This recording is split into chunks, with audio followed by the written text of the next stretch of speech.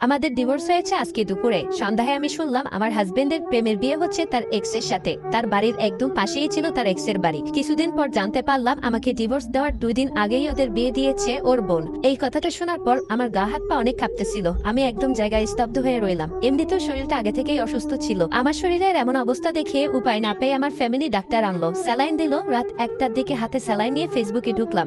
দেখলাম আমার ব্লাউজ, আমার বেনারসি পরে বউ সেজেছে তার এক্স। আমার এক্স হাজবেন্ডের মন আজ অনেক খুশি, কারণ বউটা যেমন সুন্দরী, তারপর আজকে তাদের বিয়ে। একটার পর একটা ছবি নতুন নতুন আপলোড দিয়েই যাচ্ছে তার ফেসবুকে। এমনিতেই হাতে স্যালাইন দেওয়া ছিল, তারপর এই সমস্ত দৃশ্য দেখে আমার দুনিয়া একদম অন্ধকার হয়ে আসতেছিল। এরপরে 2 দিন 2 রাত আমি এক ফোঁটাও ঘুমাতে পারিনি, আর বাচ্চাটাকেও সামলাতে পারতেছিলাম না। 3 দিন পর আমার ফুপুরা এসে আমার কোল থেকে আমার বাবুকে নিয়ে গেল, কারণ এই অবস্থায় আমি একদমই আমার বাবুর টেক কেয়ার করতে পারতেছিলাম না। সারাদিন অনেক ডিপ্রেশনে থাকতাম। আমি আমাদের গ্রামেই ছিলাম। দুপুরে আমার হাজবেন্ড ওর নতুন বউকে নিয়ে মামার বাড়িতে ঘুরতে এসেছে।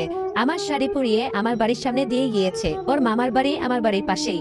ওরা প্রায় 3-4 দিন ছিল, কিন্তু আমার ফ্যামিলি কোনোভাবেই আমাকে জানতে দেয়নি যে ওরা এই গ্রামে এসেছে। কতদিন যে ঠিক মতো খায়নি, ঘুমায়নি, গোসল করেনি, এটা আমি বলতে পারবো না। খালি মনে হতো আমার গুছানো সংসার এখন অন্য কেউ ভোগ করতেছে। এসব ভেবে প্রতিটা রাত কান্না করতে করতে আমি অসুস্থ হয়ে পড়তাম। আমার সেই মানুষটার পাশে অন্য কেউ ঘুমায়, অন্য কেউ ওর গায়ের গন্ধ নাই। দিন দিন প্রচুর শরীর খারাপ হয়ে গেল এসব ভাবতে ভাবতে। আমাকে এখন দেখলে মনে হয় 50-60 বছর বয়সী এক মহিলা। জানো আপু, যতই রাত বাড়তো ততই আমার ফুপিয়ে ফুপিয়ে কান্না আসতো। এই যেন কাউকে আমার স্বামী বউ বলে ডাকতেছে, এই যেন আমার স্বামী কাউকে আদর করতেছে, এই যেন আমার স্বামীকে কেউ স্বামী বলে জড়িয়ে ধরতেছে। এগুলো যে কি পরিমাণ কষ্টে সেটা আমি কিভাবে বুঝাবো।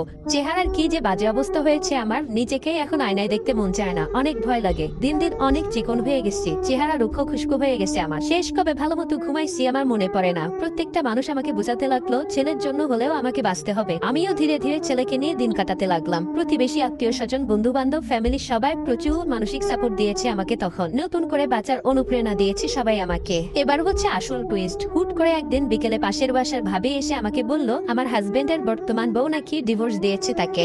আমি যেন ওদের মাফ করে দিই। ছেলের মুখের দিক তাকিয়ে আমি যেন আবারও যাই সেই ঘরে। আমার এক্স হাজবেন্ড এখন আমার মামার বাড়ি এসে ঘুরঘুর করতেছে আমার জন্য, এবং সে নাকি অনেক কষ্ট পাচ্ছে। তার ছেলের জন্য অনেক মায়া লাগতেছে তার। আমার স্বামী নাকি এখন একে ওকে ধরে আমাকে আনার জন্য অনেক কান্নাকাটি করে। জানো আপু একটা কথা, আমি ছোট থেকে অনেক আদরে মানুষ হয়েছি। আমাকে গালে তুলে না খাইয়ে দিলে আমি খেতাম না। সেই আমি সংসার করার জন্য মুখ বুজে চাকরানির মতো জীবন পার করেছি। অজস্র গালি শুনেছি, কত আঘাত সহ্য করেছি। আর কোনোভাবেই আমি ওই সংসারে যাব না। কত শত অপবাদ দিয়েছে তারা আমাকে শুধুমাত্র ঘর ছাড়ার জন্য। আমার শাশুড়ি ননদ গ্রামে এসে কত অপবাদ দিয়ে গেছে সবার সামনে। শাশুড়ি তো শুরু থেকে সহ্য করতে পারতো না, আর আমাকে সহ্য করবেই বা কেমন করে আমার শাশুড়ি আর ননদ, কারণ তারা একসময় আমাদের বাড়িতে কাজ করত। আমাদের বাড়িতে কাজ করেই তাদের সংসার চলতো, পেট চালাতো। আমার এক্স হাজবেন্ডের এত স্বাদের বউ, যাকে বিয়ে করার জন্য আমাকে এত এত অপবাদ দিল, শ্বশুর শাশুড়ি ননদ কেউই বাদ রইল না।